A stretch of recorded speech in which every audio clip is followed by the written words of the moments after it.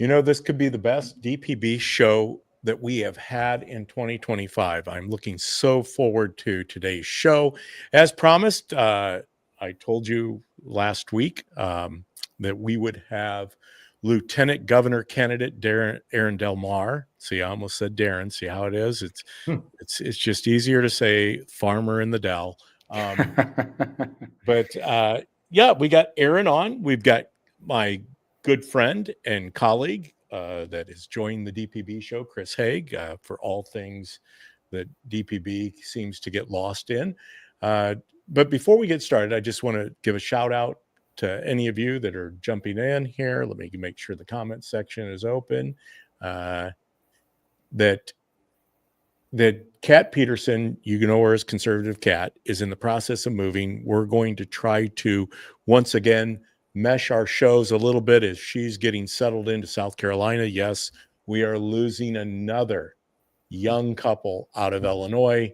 Her husband, Brian, had a great opportunity in South Carolina.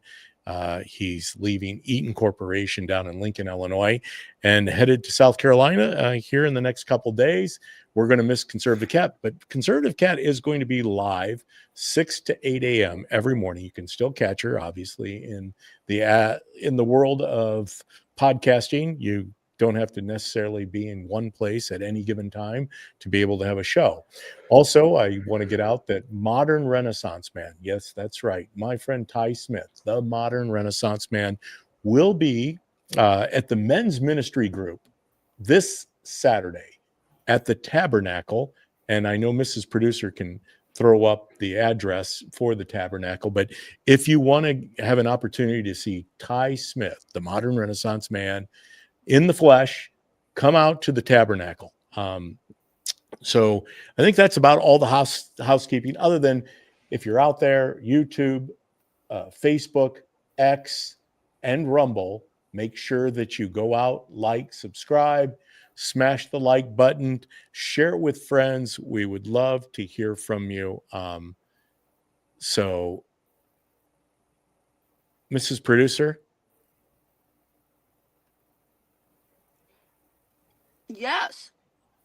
I think we're going to have to recue this. Did you forget to hit the go live button? I hit it twice. Oh. All right. Hey, guess what? This doesn't happen often, but it does happen. I'm realizing the go live button. Let me try and push it and see what happens. Okay. I've got it.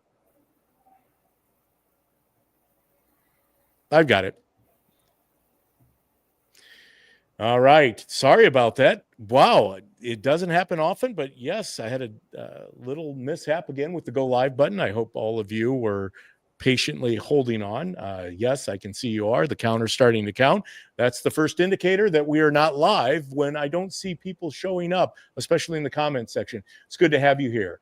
I will try to rewind what I said, and it could have been my best introduction too. This is going to be a great show today on the DPB show, maybe the best show of the year. As promised last week, we have Lieutenant Governor candidate Aaron Del Mar. Yes, Lieutenant Governor of the Bailey Del Mar campaign, here with us live. Also, my good friend Chris Haig is back in studio. He's going to try to fill in all the little missing pieces when it comes to the world of finances and pensions and everything else like that. But I did mention my good friend Conservative Cat is in the process of moving. We're going to have Conservative Cat back on the show here, not necessarily Thursday, but next week. As she gets settled into South Carolina, unfortunately, we are losing Brian and Kat to South Carolina, but we're not losing the Conservative Cat show. It will be still live 6 to 8 a.m. every morning. You can go out, like, and subscribe to her channel.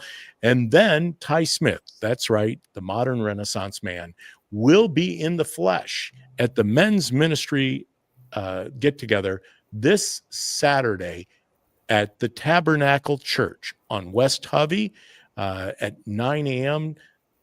Ty has got a lot of things to kind of unpack right now, especially in the world that we're living in. Ty is a fresh voice that seems to bring it all into play. Okay. Housekeeping out of the way, go out, like, subscribe, Rumble, YouTube.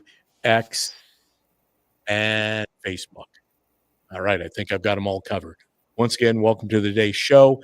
I want to just go ahead and play this real quick because I think it's important that that we all kind of remember how we got to this point.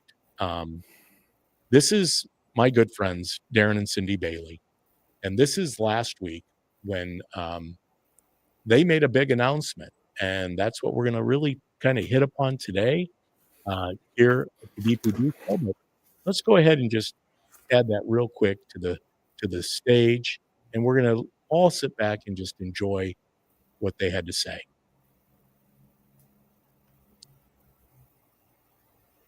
I don't know why we don't have audio, but the last 2 weeks have been the hardest days of our lives. But your prayers, your messages, and your love have carried us, and we are so grateful.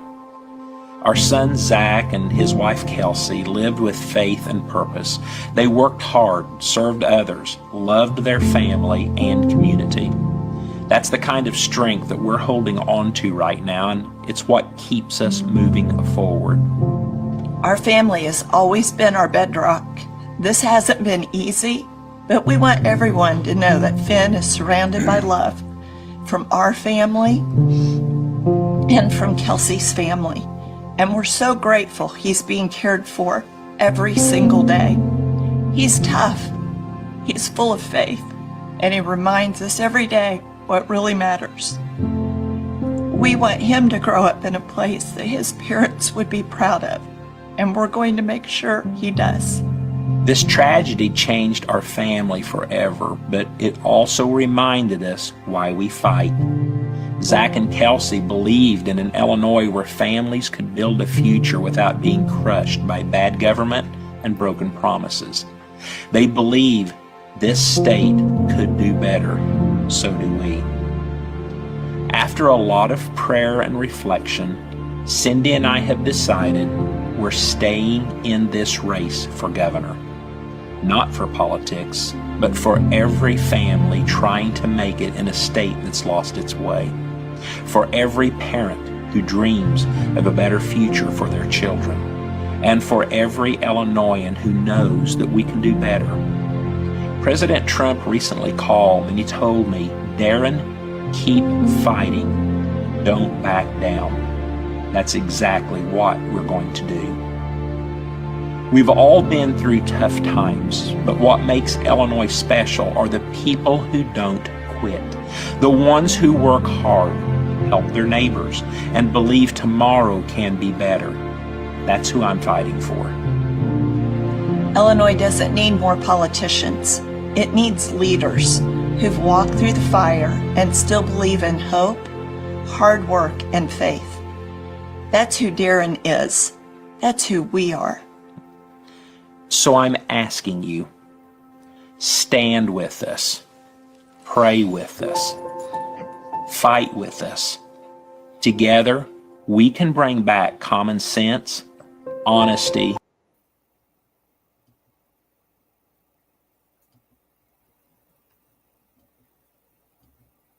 That's who we are. So I'm asking you, stand with us, pray with us, fight with us. Together, we can bring back common sense, honesty, and leadership that serves real people again. Together, we will save Illinois' future. The last 2 weeks there it is. Aaron have been the Delmar. hardest There he is. days of our I don't know, Aaron. That's I probably watched that 15 times, and every time it hits me hard. Being with Darren and Cindy and being on this campaign, learning more about them through this tragedy and the struggle has really opened up my eyes to the amount of people that they've touched.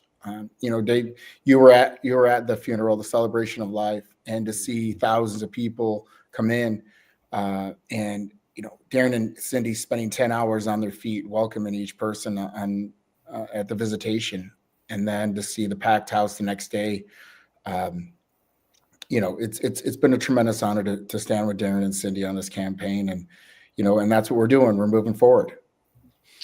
Aaron, I led off with that video because that video, if you really piece it apart, it says so much, and yet there's a lot of 30,000 foot,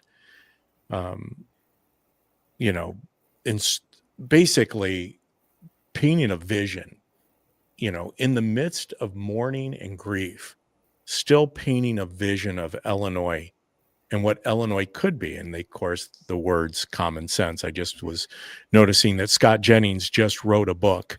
If you don't know who Scott Jennings is, go out. He's on CNN, which is very rare that a Republican conservative person's on CNN.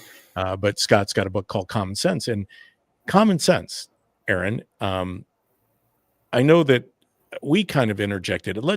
Let's give our audience an opportunity to know a little bit more about Aaron, and then we can jump back in to kind of some of the directions and where you believe that we should go with this campaign. Yeah, I'm a born and raised Cook County guy. I grew up in the city of Chicago on the northwest side, Portage Park area, for those of you that follow Chicago. And then I was there for, kindergarten through fourth grade. Then my parents, really understood that I wasn't going to get the quality education in the Chicago public schools that they wanted me to have. And we moved out to Palatine. So in the suburban area it's about 15 minutes northwest of O'Hare. Grew up there, had a great childhood. My parents, very hardworking people. My dad legally immigrated here in 1972 from the Philippines. My mom was an ER nurse, then became an ICU nurse. Very, very, very traditional Catholic upbringing, as you can imagine, having faith on both sides of my family tree, and grew up in the suburban area. I was an athlete, had some success in high school, went on to get a scholarship at Indiana University, had success there, was a 3-time All-American, was asked to be on the 2000 World Team, got to represent our great country in Malaga, Spain, the World Championships. Then I was invited to be a resident athlete at the Olympic Training Center and competed on Team USA for several years. After that, I came back to Palatine, be close to my family, and I started my business. And I created an event planning company out of my parents' basement. Started out with a $2,500 credit card. Well, that was kind of the seed credit that I had, and was able to build that into a multi-million-dollar company, which we're very fortunate to still have privately held by myself and my sons, who have now joined the company. And we have about 300 employees that work for us. We have 24 full-time people out of our main headquarters in downtown Palatine. And we've been very blessed. The harder we work, the luckier I think that we've been found. And I got involved in politics in 2009, was aggravated at my city councilman. He was kind of a little bit of cocky, and he's like, if you don't like your representation, you can run. And I said, you know what? All right, I'm gonna. And I did. I won. I was 29 years old, youngest city councilman in Palatine, which is a pretty conservative area at the time. First guy that looked like me. Went there and joined the city council, and I got asked to run for township committeeman of Republican Party. I did that in 2010, won there, became the deputy chairman of the Cook County Party in 2011. And in 2012, I was honored by my colleagues on our central committee to be the Cook County Republican chairman. And then from there, became a Trump delegate and, became the highway commissioner and, served in many different aspects, served on the Illinois International Port Authority. I earned my MBA from University of Illinois at the time too. So as I was developing my businesses and developing my family, was also developing, my political career and understanding public policy all the way from the ground up. And I think that's a unique perspective that I think Darren didn't have in 2022 when he ran the first time, because he was pretty much concentrating on that, Southern Illinois, Central Illinois ecosystem. And so when he got through that primary and had a lot of success, he wasn't really had a deep understanding of what Cook County, Chicago, and the collar counties and the issues that were important to them. And that's something I think I can bring and support the team with, because it's a big state and there's a lot of different issues, right? Things that are in Central Illinois, Southern Illinois are a little bit different than up where I'm at. And I mean, we're still oppressed by a lot of the same taxes, the same regulation, different types of crime across the state, the failure of our education system. I mean, the complete failure of leadership at the top with Governor Pritzker and, and all of the different agency heads that are concentrating on woke policies and far left progressive issues instead of concentrating on, like you said earlier, common sense and trying to do right by the people. They are concentrating on all these pet projects. And J.B. Pritzker, as we all know, is using Illinois as a petri dish, trying different far left policies that he might play well in New Jersey or New York or California for a Democratic presidential primary that he's probably going to be wading into in 2028. So I think that provides us with a unique opportunity for Darren and I to get our message through. And quite often, a lot of people say, well, we really like Darren, but he can't win in Illinois. He got beat pretty bad in 2022. And you know what? I can see that perspective, but there's a lot that's different now than before. The political climate is significantly different. You have a mayor, Brandon Johnson, in Chicago that's in single digits approval rating, who tried a $300 million property tax increase that failed 0 to 50 by the city council. You have Donald Trump in the White House, who won 2 Chicago wards, which hadn't happened since Ronald Reagan. You have J.B. Pritzker trying to run for a 3rd term. But more importantly than all of that, you have a candidate in Darren Bailey, who after the licking that he took in 2022, went back and thought about all the great things that he did well, but more importantly, concentrated on all the things he did not do well. And I think that's incredibly important when you look at what's happening. I think people forget that Darren has statewide name ID with, $50-60 million being spent in that campaign. That's still with us today. We're the only candidate that everybody in the state knows who we are. I think that we're the only candidate team that brings a unique perspective of the North and of the South working together in a partnership to govern the whole state and not just Chicago. And if you look at the other co-competitors, I don't like to call them opponents, but co-competitors, because at the end of this, we all need to be on the same page. Their teams are not ready for prime time. You have a team of Bailey Delmar, who both run statewide before, that know how to engage with the media, how not to get tricked into, bad sound bites, who have taken the perspectives and the experience that they've had, both losing in 22. Darren beat us pretty bad. I ran with Gary Rabine, and I learned a lot from there, what works and what doesn't. Because in reverse to what Darren experienced, I had never left Cook County.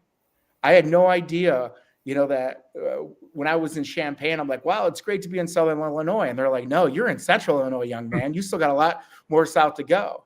I didn't really understand the agriculture and the factory jobs that we have and how, the pension system affects all different parts of the state. And so by examining the good, but really understanding the failures that were there, Darren and I can combine to really make an impact, and I think provide the best opportunity of any team to beat J.B. Pritzker.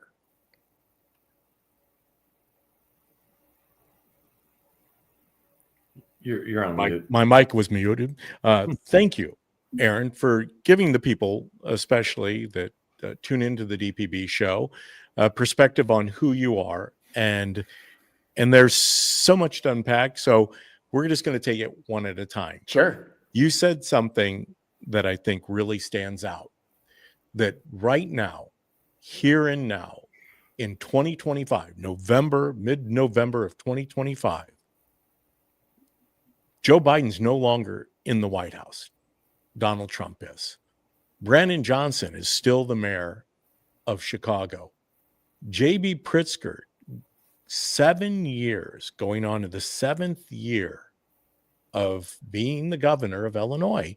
And like I said, I'm not here. I'm not one of these people that's going to make disparaging comments about the governor, other than show me the money, show me the record, show me what you have done. Now, I get it. There's a lot of platitudes in the fact that he's raised the credit rating 10 times, which is all a shell game, because Illinois is no better off today than they were the first day that J.B. Pritzker was sworn in. So hitting upon that, I think, is the key, right? I mean, Well, we running a campaign against J.B. Pritzker is easily, you say, what have you done?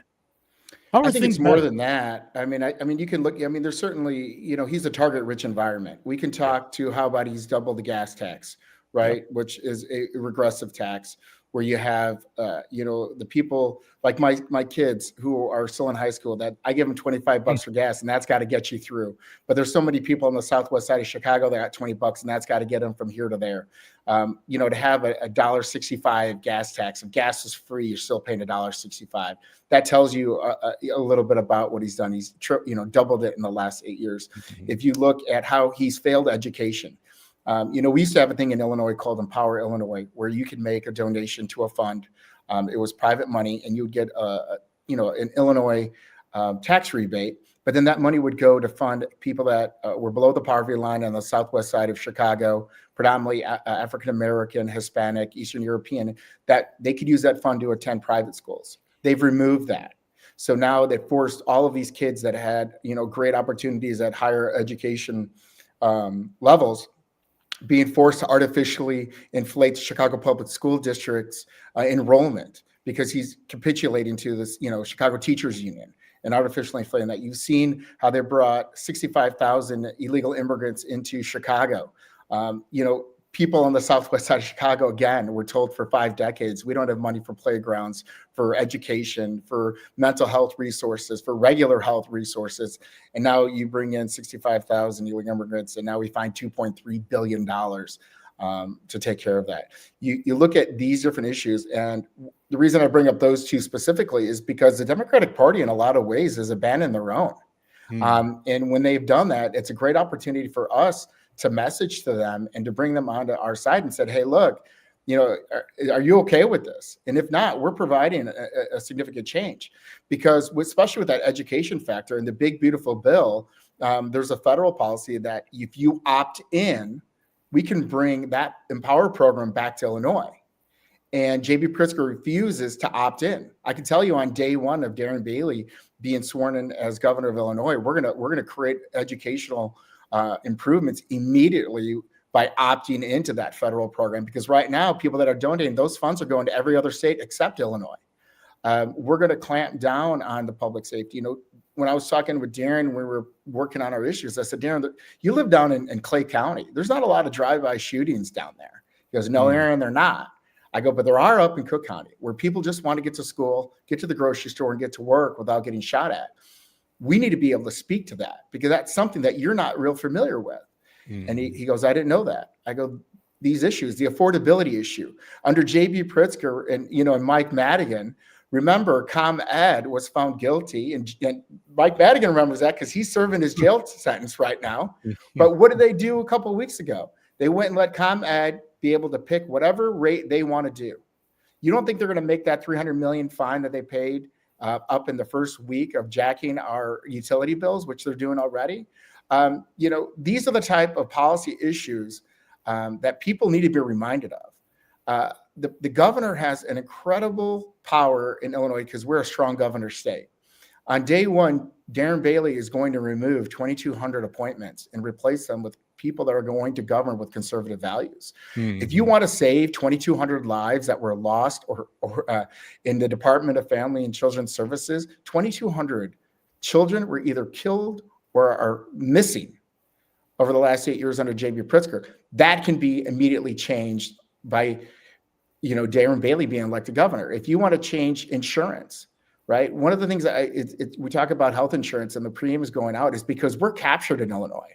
If you want the selection of insurance providers that you have are only within the state. If we open up our borders and say, hey, look, Indiana's got a pretty good health program. Their insurance rates are better and more competitive. We want to buy over there. We could do that under a Darren Bailey governorship. We can't do that under J.B. Pritzker. They're blocked out the competition.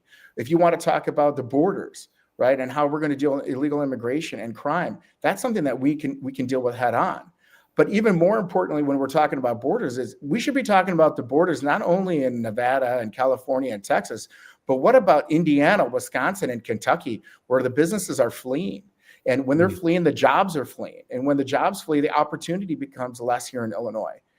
I'm very fortunate to have two 22-year-old sons that came back and are working for my company, but I was competing with more affordability in other states and better paying jobs in other states where my kids could have left. I mean, we're exporting our greatest value in our children because we don't have an environment where they can thrive or a path where they can get that first time home here because it's just so expensive and nobody's doing anything about it. And so these are the types of issues that if you live in Sangamon County, Vermilion County, Will County, Clay County, Coles County, Hardin County, that we all face together under the failed leadership of the Democratic majority and J.B. Pritzker. Thank you for adding some commentary to, the fact that JB is a failed governor. And so I know that it is a whole new campaign. Chris, I know that your curiosity was definitely piqued because Aaron hit upon a couple issues there, especially when it comes to the energy ComEd. And I'm going to give you a chance to get in here and start, mixing it up a little bit with Aaron. I'm eager. I know you're eager. I know you're Yeah. eager. And so I'm going to give you an opportunity. But another thing that I believe, before we get to that I think, Aaron, it's refreshing to see somebody like yourself that is, the new logo for the Bailey Delmar campaign shows the old logo with the farm, but it's added, as we can see on the sign right behind you. And I guess if you have 20/20 vision, I don't, I've got progressive bifocals. I can see right there on your little lapel there, right on your chest of your quarter zip, which is very cool. I'd like to know where I could get one of those. But you have the skyline of Chicago. Are you currently still the Cook County chairperson of the Republican Party? Yes. So I was Cook County chairman from 2012 to 2016, and I was recently reelected Cook County chairman as their former chairman, resigned. And I was elected by an 85% vote of my committeemen. And I think that speaks to Palatine Township, where I live, is a supermajority Republican township.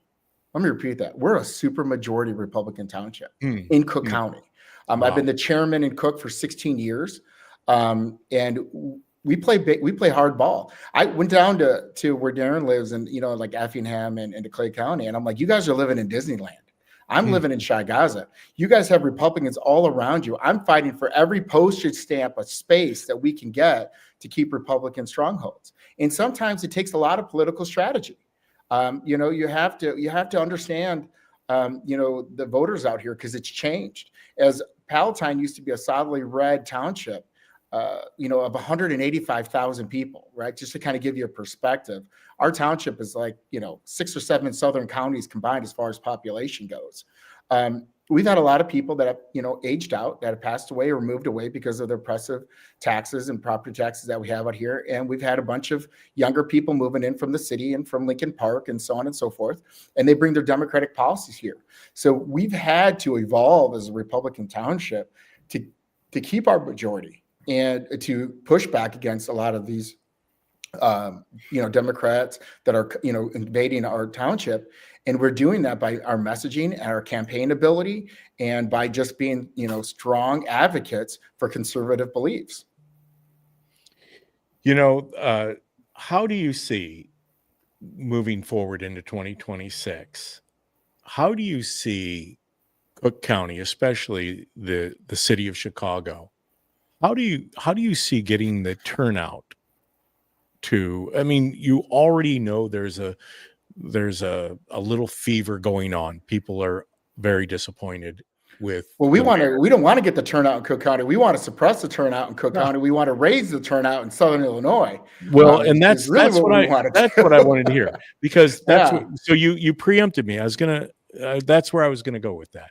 Yeah. You always hear people say, well, you need Chicago to win. You need Chicago to win. No, we don't. We need 27% of Chicago to win, and we need the rest of the other 101 counties to carry us above it. I mean, look, we're one of the first campaigns that we're playing 3D chess here. Everybody else is playing tic-tac-toe, right? And some of them are even playing guess who. We have we're going to be running a metrics-driven campaign, a data-driven campaign to get our message to the right people, right? We're not going to be spending bad budget putting our ads in front of far progressive left, because they're never going to vote for us no matter what happens.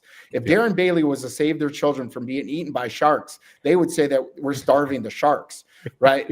That's just not where we're going. Where we're going to hit is we need to turn out our vote of the hard Republican voters that are out here. And there's a lot. We need to get unreliable voters that came out and voted for Donald Trump overwhelmingly. He had 700,000 more votes in 2024 than he did in 2020. That's a big group. But the problem is that they only came out for Donald Trump. We need to engage them on our statewide race and be able to get them to turn out for us come November. On top of that, we need to get a bigger voter turnout in Southern Illinois. Darren had, in 2022, he had a 54% voter turnout. That number gets up into the 70s. You get towards 72, 74% in Southern Illinois. Those are less votes that we need to harvest out of the Cook County and the Collier area. And I think that Darren really brings that to the ticket. And I think that I can bring to the ticket, hey, when Darren comes out here, he's got a heavy accent, and that's who Darren is, right? Let's just talk about it for a second. I talk fast. I talk Chicago language, and that's what people want to hear. When I go down south, I don't always get the best reception because they're like, you're a city guy.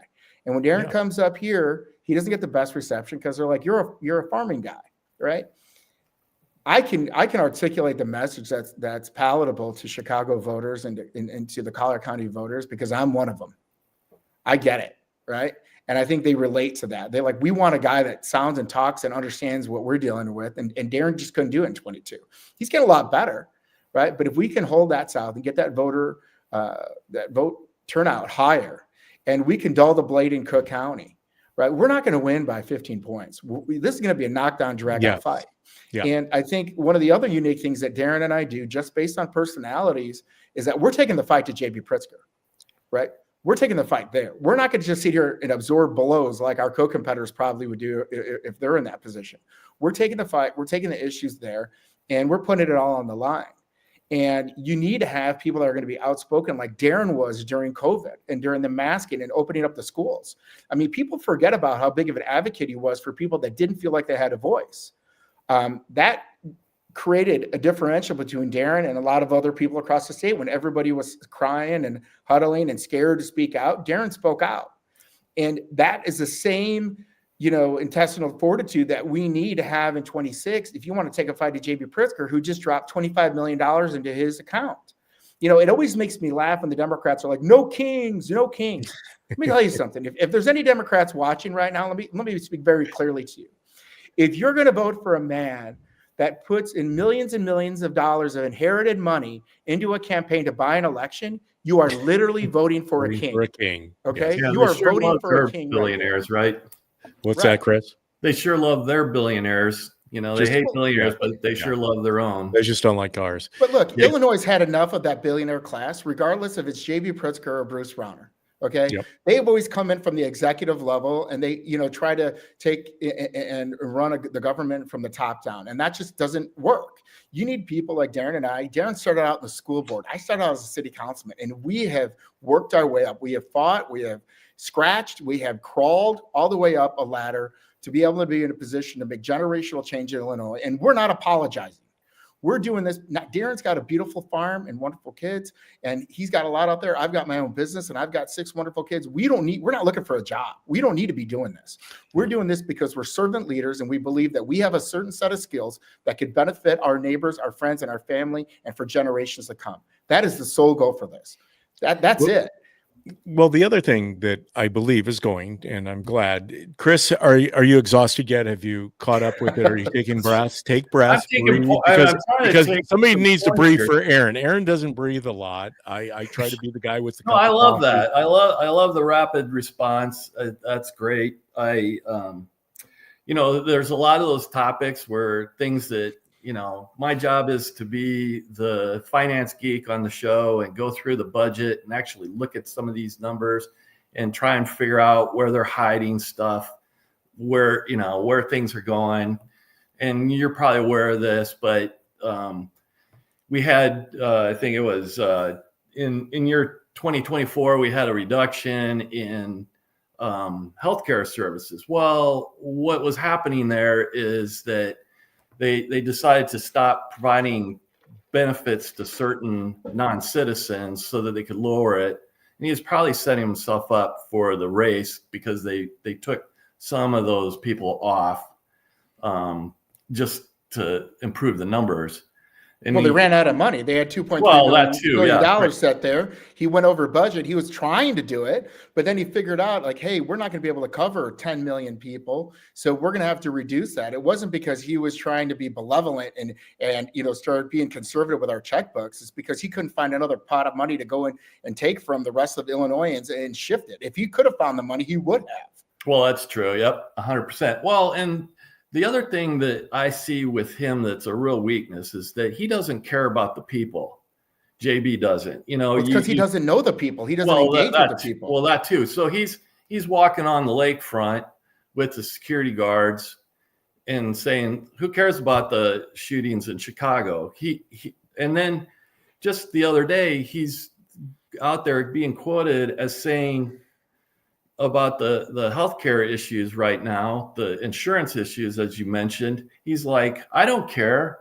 I want single payer. So, he just wants to go double down on the failed things that he's been implementing so far. And it's obvious. And when I look through the budget, I imagine that being a sanctuary state, roughly 20% of our education and 20% of our healthcare are going to non-citizens because we're inviting them here. And listen to this, though. Here's the thing. I love numbers too. And I love that you're on the show doing the numbers. But let's take a look at the real world application of that. Okay. If you're in the Chicago public schools and you had 32 students to one teacher, now you got 45 to one teacher, you don't have access to a quality education on any state of level. Right. That is really what it looks like. And that's where moms and dads that are sending their kids to public schools should be listening up and paying attention, because you were rough getting an education before, and you're certainly not getting one now. I mean, can you imagine a state where every student that's in fourth grade could read at a fourth grade level? I mean, that would be amazing, wouldn't it? I mean, Darren and I are committed to making sure that every child that graduates high school, right? If you're going into the military, if you're going into trade school, if you're going into the workforce, or you're good enough to go into college, that you're ready to go to that next level and add value to our state. That's something that they're not doing in Illinois, especially not doing in Chicago, because they keep lowering the bar to graduate these kids out, to get them out of the system, instead of enhancing the education of value. When you have schools in the Chicago public system that are at 30% occupancy, right, and you're not consolidating these schools, and you're paying to keep the boilers going and keep the lights on and keep it maintained and keep everything running, that's not hitting the kids in the classrooms. Right? That's not getting to the end user there. That's not buying new books. It's not getting iPads. That's not getting quality curriculum. That's where that's happening. And they just don't want to do things because they're afraid of the Chicago Teachers Union. Imagine that, right? If I would never have an employee that can hold a gun to my head. That would never happen in private business. And that happens in Chicago. And the other issue talking about is healthcare, right? So if you don't have health insurance in Illinois before the immigrants came in, and you went to Schroeder Hospital in Chicago, because that's where the only place you can go if you don't have health insurance, and you have a broken arm, you fell off your ladder, you got a broken arm, you're used to waiting 8 hours. Now you're waiting 18 hours to get that x-ray and the cast, right? Because our services are not able to accommodate 65,000 people that you automatically flush the system with. We just can't accommodate that, especially not in the short amount of time that they've been here. And now that it's starting to do that, everyone in the suburbs is like, oh, it's not a big deal, Chicago. That's their problem. They didn't stay in Chicago, my friends. They have now gone out into the other suburban areas in an urban crawl. And now you're starting to find areas that are pretty great places to live. They're starting to have crime issues. And then what happens? Donald Trump sends in the National Guard to try to suppress some of the crime and start bringing out the illegal immigrants. And you can agree with that or you can disagree with that. My argument to that is he's implementing immigration law as it currently stands. And what do you see? You see an all-time low in crime. You see, a reduction in services in a lot of these areas. Listen, do I agree with every step of the way that they've been executing and implementing this strategy? No, I don't, right? I don't. And that might get me sideways with some Republicans downstate, but you don't live here. I do. There's some challenges there. It could have been done in a different fashion for sure. But the reason they're leaving. But when have we ever had to do it? When have we ever had to do it in the country? Right? I mean, it's not like we have a blueprint of how to go in and remove all of this. Well, no. Now here's the real reason why. And I'll explain this from a city council standpoint. When I served in the city council in 2013, from 2009 to 2013, when we would have an illegal immigrant that we would arrest and, we'd put them in jail or whatever, we would call ICE. this is no joke. We'd call ICE and they would take 2 days to come pick somebody up. We would call them, right? Then they put it in the Trust Act and you can't do that anymore. So what happens when somebody commits a crime, they get out of jail or whatever happens, you can't call ICE anymore. There's no more calling them because that would be an easy transfer. They're already in cuffs. We're going to release them right into other cuffs. And we're going to get everybody out of here, right? Now you have to release them to the general public. They go into their apartment complex, wherever they reside, or go do whatever they're doing. Now you got to send a team in there to go get them. Yep. That puts everybody at risk, not just the federal officers that are going to grab that person, but everybody that lives in that complex or everybody that lives around the surrounding area at risk to be able to do it. So, that's the real life policy and how it's hitting the ground, hitting people on the ground. And that's the conversation we need to be having, because we talk in numbers, we talk in platitudes.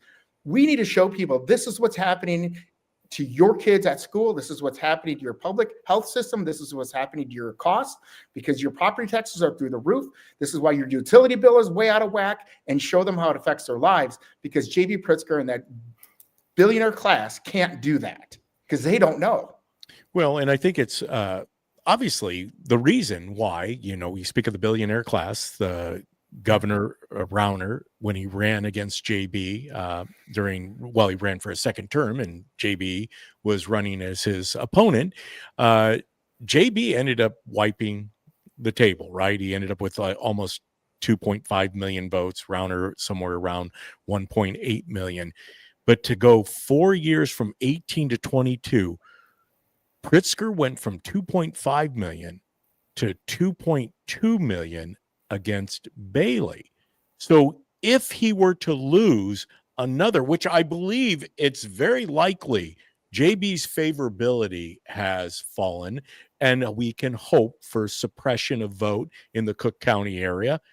If he loses another 300,000 votes and now drops down towards 1.9 and even 2 million, and Bailey Del Mar is able to motivate through what you had just said, real life where the rubber meets the road, bringing the farmer and the Del together, right there. We're in striking distance. That's right. We're in striking distance. I mean, look, is that going to be easy? No, because what do you think J.B. Pritzker is going to use that $25 million to do? He's going to attack Darren Bailey. He's already doing that. He just spoke to the Illinois Federation of Teachers at their big event. I don't know if you guys saw it on YouTube or whatnot, but where he dropped the big F-bomb, right? The governor of Illinois drops an F-bomb against Donald Trump. But in there, he mentioned, he goes, they want to take your tax dollars away out of public schools. And what do they want to do? They want to give it to Darren Bailey's Christian Church down in Southern Illinois, which he's 100% right. That's exactly what I want to do. I want to see full armor, fully funded. All right. So he's not necessarily wrong. But why is he talking about Darren Bailey right now when we're not even through a Republican primary? Because they know the same thing that we know. If you polled the state right now, like we've been doing, right, Darren Bailey's at 48% of the vote, and our co-competitors are all in single digits, right? And unless they have an infusion of $20 or $30 million, into their campaigns, we're going to be the ones that are going to be facing J.B. Pritzker, and people are like, oh, it's going to be another bloodbath. We need to be able to get our message out above and beyond that. And we need to do just like you said. One of the first things I wanted, our team to do, I go, look, I love the farmer logo, but we need to put the city of Chicago on there. You need that skyline, like you mentioned, because we got to govern the whole state. And they did it. And I go, we need to be outspoken about our policy and our issues. And we have to be good with, the numbers, and make sure that we're driving that data-driven campaign and reaching the voters that we need to be reaching to, and the unreliables and the moderate voters that might go our way. But more importantly, we need to be charismatic. We need to be energetic, and we have to show these people that we can win. Because what happens in primaries is the same thing that happens in general elections. If people think there's a chance that Darren Bailey will win, we will get other voters to come over. Everybody wants to be on the winning side. Yep. Right? That's it. Yes. And J.B. Pritzker is incredibly vulnerable, and that's why he's got to fund it, $25 million. And I'm sure he's got another 25 or 50 or 100 or whatever it takes, because he's got that dream of the White House. And we need to be the party of nightmares. J.B. Pritzker dreams about being president. We need to ruin that. right? We need to go and we need to get out of the super minority in the House and the Senate. These are things that we have capability to do, but it's going to take a lot of hard work. And it's not just window dressing and being fancy and showing up to parties and taking selfies with people that want to take a picture with you and all that. We need to get engaged with our precinct commitment. We have to get our vote out. We need to raise money, and we need to get on the ground and work hard. You know, if we do a vanity tour, we're just going to get blown out. I can just tell you that right now. Yeah. And I don't think that's going to happen. I think we're positioning ourselves here in Illinois to see, like Trump, a great comeback. You know, that's what Charlie Kirk was about, a great comeback. Hey, Chris, do you know something that Aaron didn't share with us in regards to his backstory? He's a fighter. I mean, a legitimate fighter. I was kind of curious about what sport he was in when he brought up the sport. So what was that? He that uncontrolled fighting. He was legit. He's MMA, huh? Yeah, I was. Yeah. So here, I don't know if you guys can. If you can, there's one of the belts right over there. Okay, I see it. Yes, I see it. I've got 4 of them. So I was a wrestler in high school. I did wrestling. I did judo in college. Again, made the world team in judo. Went down to the Olympic Training Center, and then I fought 13 MMA fights. And I always get that, you know, people are like, well, Aaron, how are you going to be the candidate for lieutenant governor or be lieutenant governor when there's videos and pictures of you punching and kicking people in the face in cages? And I tell them that makes me uniquely qualified to be a Republican in Illinois. Because if you're not going to be a fighter, you're in the wrong business. You know, you're absolutely in the wrong business. And, you know, people can talk about whatever they want. And the fact of the matter is that there's only one team that can take the fight to J.B. Pritzker. And it's Darren Bailey and me, because we have the understanding of the state and we have the sticks and bricks. And if you look at just campaign apparatus from our launch into dealing with this tragedy and taking everything in effect, we are streamlined and efficient because we're not making a lot of unforced errors where the other teams are. And you can't afford errors when you're going against J.B. Pritzker and his millions and billions. No. And, you know, that you brought up the 2,200 hirings or the agency positions where Darren Delmar from day one as the governor in of course, got to realize it'll be 2027 when that takes place.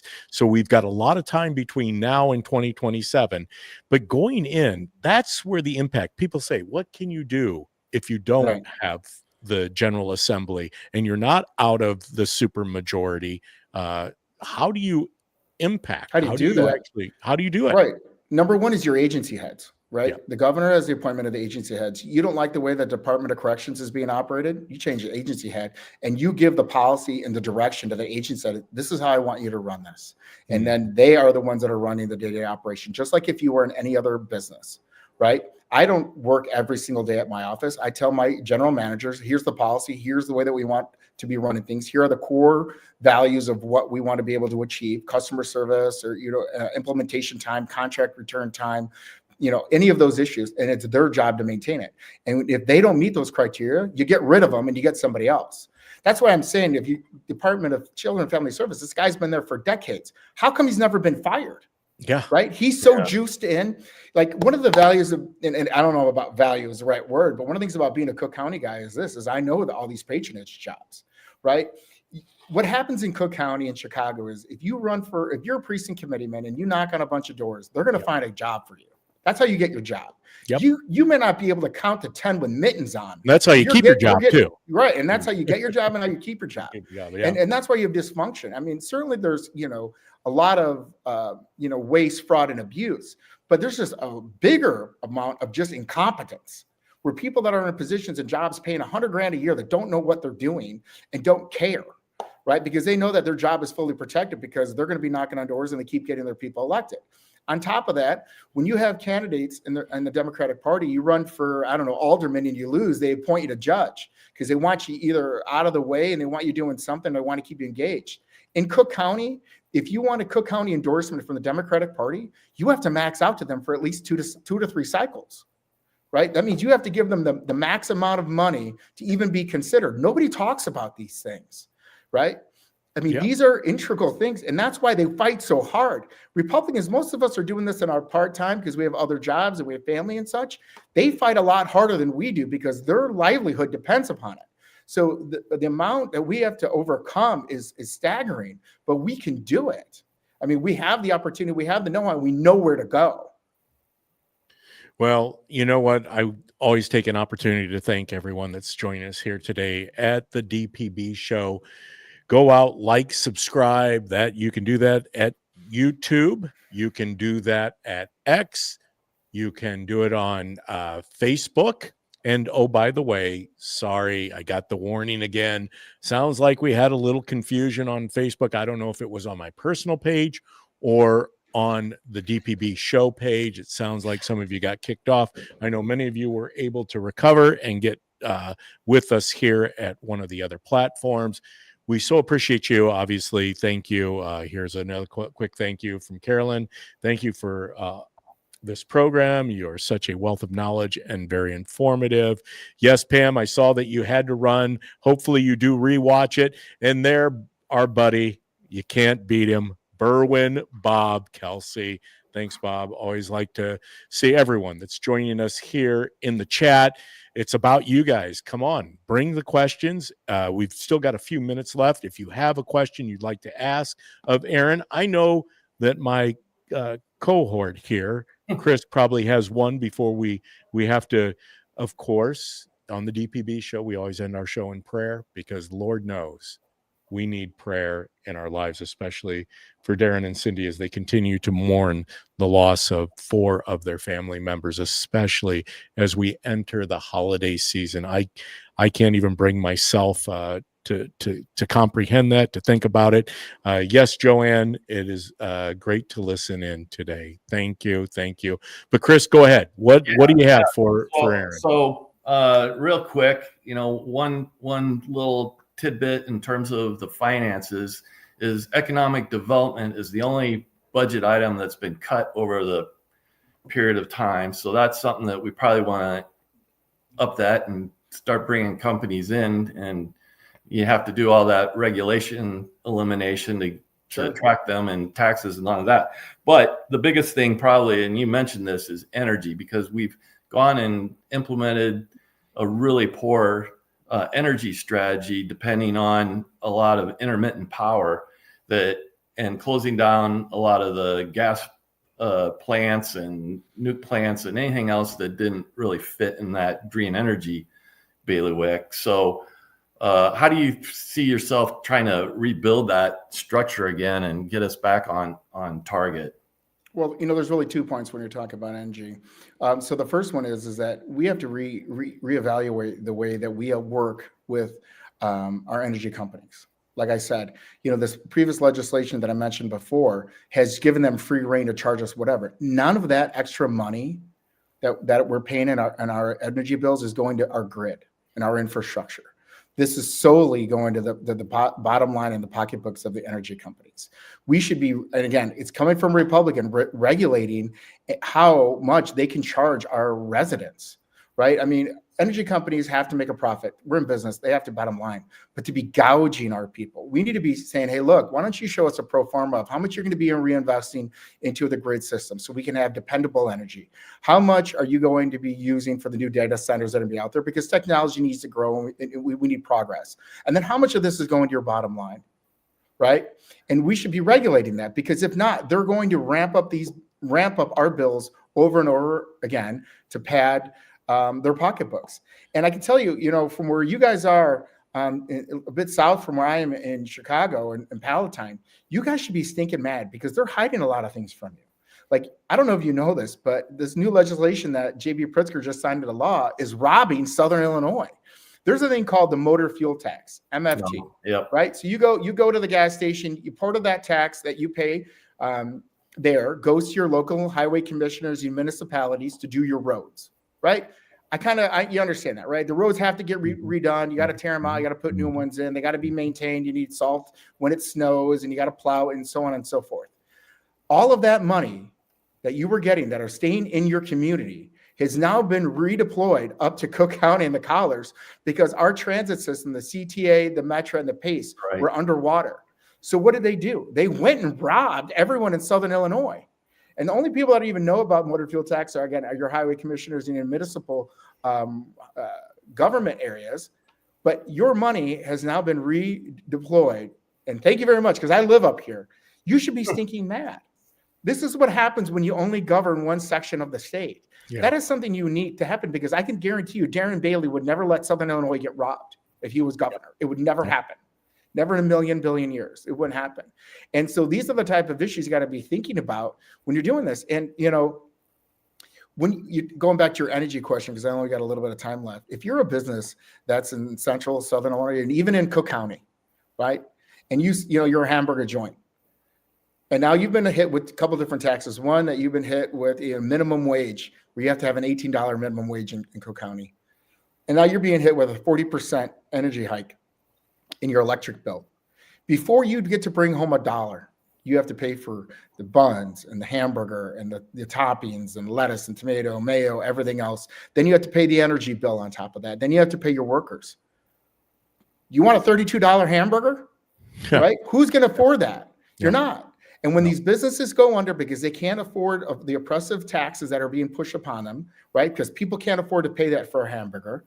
The business goes under, that place stays vacant. It doesn't pay property tax. It doesn't pay any of the rest of it. They don't pay sales tax. And then our residents get burdened again. Why do you think they always go to property tax? Because they can spread it out over more people. There's not enough millions and billionaires out there to tax them. And when you do, they just go change their residency to Florida or Nevada or Tennessee, where there's no, income tax. You just drive them out of the state. We need a comprehensive form of how we do property taxes, so we can still fund our schools, but we're not paying additional mortgages on our own houses. When you pay your house off, right, and you're taxed again on it at a 10% tax rate, every 10 years you bought your house again. Yeah, we're basically leasing our homes. You're leasing your home from the government. This is like a communist system where you don't even get to own your own land. That's horrible. It's getting amazing. Go ahead. Well, Ron DeSantis, obviously, here's someone that doesn't have any skin in the game. He's not going to run for governor again because constitutionally, according to the Constitution of the state of Florida, he can't run again for governor. But he is going out in a flame of glory by working to reduce the property tax bills of Floridians. And if you don't think that doesn't become appealing when suddenly you say that you could have a house in Florida and own it once you've paid off the debt that you have with the bank, and the government can no longer take and steal money from you. Here, I'll give you a quick example on that. My family, we've worked very, very hard to be able to give our children everything that they need and most of what they want. And we're fortunate enough to have a house in Florida, in Marco Island. And it's probably valued around $650,000, which is similar to the house that I have here in Palatine, right? Comparable as far as property value. Yeah. I pay $14,000 or $15,000 a year in property tax, and that same property in Florida is about $5,500. It's almost double. That there becomes a revolution, because everybody is getting tossed out of their homes because they can't afford their property taxes anymore. And it happened, I lived in California for a while, and it happened there. And so what ends up happening is that I was paying hardly any property taxes, because it was based on what I paid for my house initially, as opposed to what the latest value is. And then part of the reason that Ron DeSantis is doing that in Florida is, I watched a thing about the Villages, which is a retirement community. And because the values of these homes were going up so fast, these people, thought that they had bought in at one price, and suddenly they couldn't afford the property taxes anymore, and they're on fixed incomes. So they're basically getting tossed out of their homes because of, the property taxes.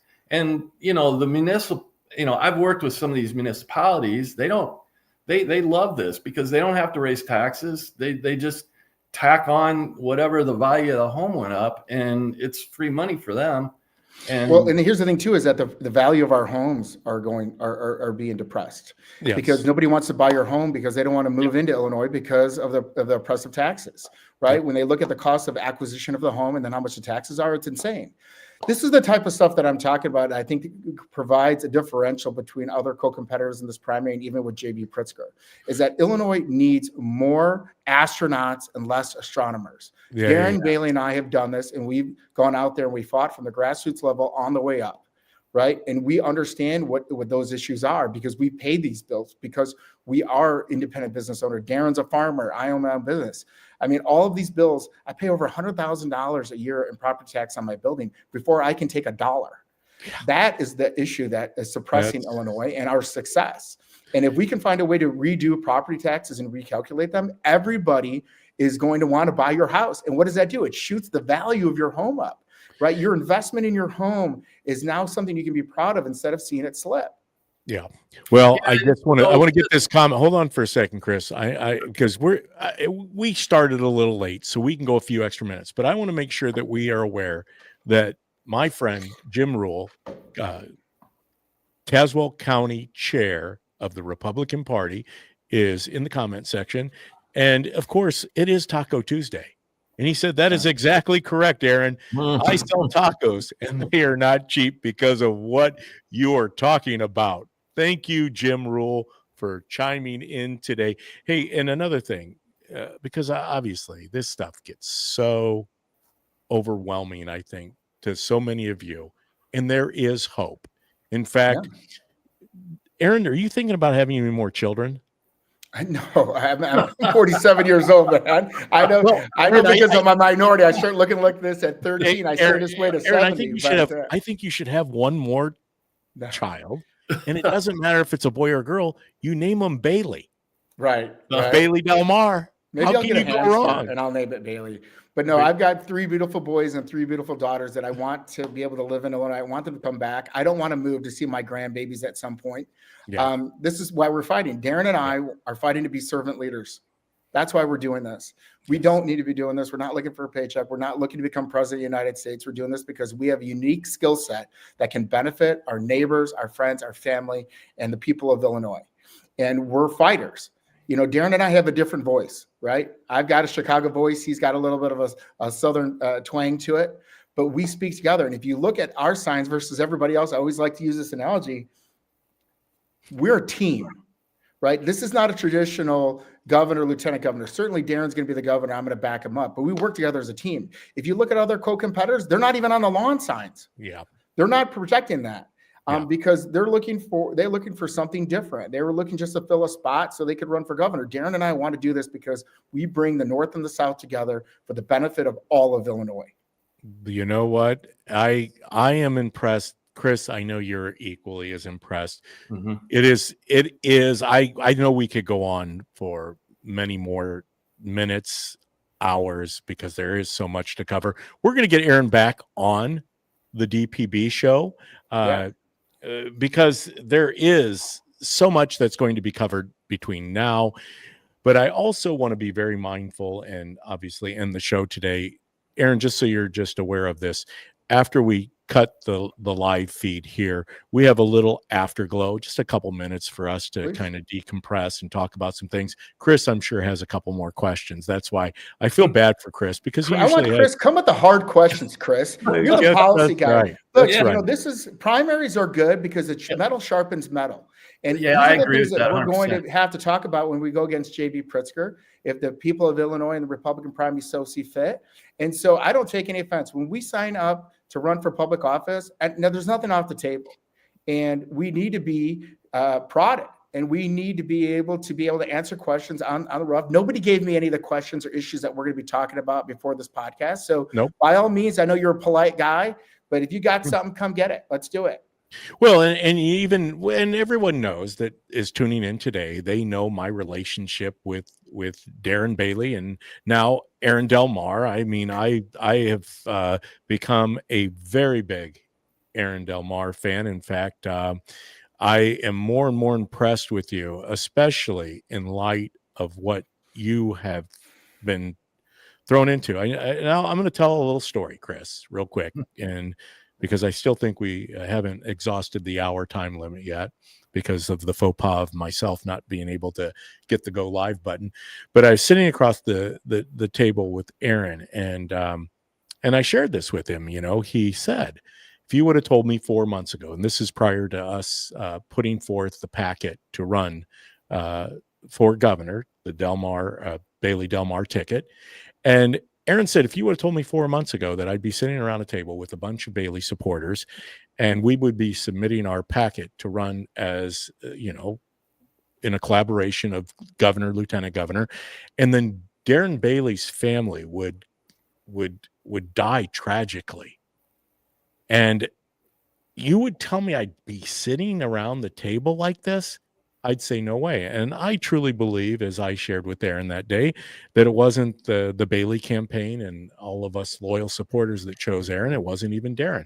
It was God. It was God for such a time as this. I'm a firm believer in that. I believe that Aaron is the person that should be, propping Darren and Cindy up right now, because Lord knows, as we've already mentioned and led off the show with the video, they still need our prayers. They still need support. And yes, they're going to grunt it out. They're going to be warriors. They're going to be fighters.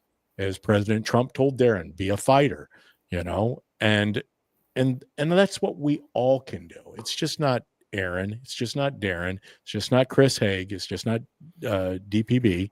It's all of us. We all have a responsibility if we truly are going to see the state of Illinois restored to its glory as the land of Lincoln, rather than what has transpired over the last 7 years, which I call the land of make-believe. Hey, Aaron, I'm going to go ahead and wrap it up with a prayer, and then you hang on, Chris. Sorry, there'll be other shows, Chris. You'll get plenty of. I'm going to have to get a little more aggressive in getting you out. Yeah, that's what I'm looking to tangle. Well, Chris, you know what? I have to tell you, when I was on the radio at Cities 92, I went to the corner office and talked to the GM, and I told Megan, I said, Megan, I've met these two young guys. And at that time, it was Kevin Ferris. He has a show called Speechless. He was also part of Turning Point, became the ambassador of Turning Point on Illinois State University's campus, and Josh Bender. They both were young guys. I said, okay, bring them on my show. It was a 2-hour show, and I don't ever remember doing anything but going to commercial break. Those guys monopolized the show because they talk like Aaron, and they both were from up in the Chicagoland area. So I was kind of preparing that that's what was going to happen today, and it did, and it was beautiful. Obviously, all those comments in the comment section is a testimony to what took place today. So let's go ahead and if you want to join me, if you don't want to join me, that's okay, because the DPB show this is how we end it. Dear eternal and gracious Father, we are so thankful for this day. We're thankful for Aaron Del Mar. Lord, you have a true fighter, and we're thankful that we have that. But we're also thankful and mindful of our friends, Darren and Cindy Bailey. I just can't help but think of Abraham and Isaac, and who do you sacrifice? Yet he was willing to sacrifice his only son. Darren didn't sacrifice his son, but he has lost his son. And that son was very instrumental in the launching of this campaign. I watched that helicopter fly into Bloomington, into central Illinois, with Aaron and Darren and Zach and Jose on it. And that day just continues to play itself out, Lord. We're thankful for Zach and his willingness to push Darren beyond his comfort zone. We're thankful for Aaron, and we're thankful for everyone who's going to come alongside them, alongside Cindy and Darren, and continue to fight for Illinois and restore this great land. We pray for our governor, J.B. Pritzker. We pray for transformation of his heart. We pray for a softening of his heart. We pray for all the elected officials out there. Lord, bring them to an understanding of what you want this world to look like. Not what we want this world to look like, but what you want this world to look like. We pray all these things in the precious name of our Lord and Savior, Jesus Christ. Amen. Amen. All right. Well, I can say this honestly, that all these guys love you. Jesus loves you more. And we will be back on Thursday. Now, I have to tell you, it's going to be a little rough. Again, I'm headed to Minnesota. I think I'm going to be doing the show. It's another road show. Doesn't happen only about a handful of times a year, but I'm going to be doing a road show from Minnesota. Believe me, it's not too much better up in the Minnesota land either than Illinois. So it's not like I'm going to a free state like Iowa or, Indiana. And by the way, Aaron, are you proud of your Hoosiers right now? Oh yeah, I'm going to be at the Big Ten game in Lucas Oil Stadium when they go against Ohio State, and I think we got a chance to beat them and be number one for the first time. You know, when I was at Indiana, it was we were not good at football. We were 0-11. So when I found out that they got a chance to be at the Big Tens, I got my ticket early because I'm going to be there. You're going to be there. Well, we're all going to be there in spirit with you, Aaron, because we want that victory for you. And Lord knows, Ohio State, they've already enjoyed the fame. Let's give the Hoosiers, relive the Hoosier dream of the movie. But thank you once again, Aaron, for being here with us today. We will be back on Thursday, 4 to 5 live. Go out, like, and subscribe to all of our content. We look forward to seeing you there. And as I always say, I bid you farewell. Thank you.